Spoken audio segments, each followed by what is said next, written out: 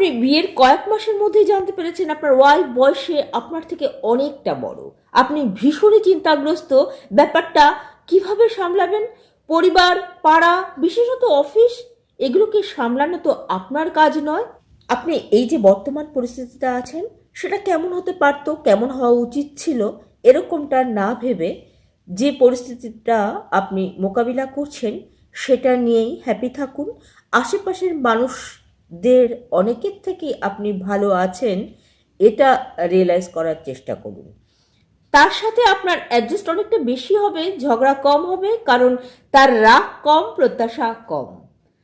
আপনি অনেক খুঁটিনাটি ব্যাপারগুলো পরিবারের বিশেষত তার সাজেশন অনুযায়ী যদি চলেন, দেখবেন উপকৃতই হচ্ছেন। আপনার পুরনো ধ্যান ধারণা কে বলতে পারে সে বদলে দিল না।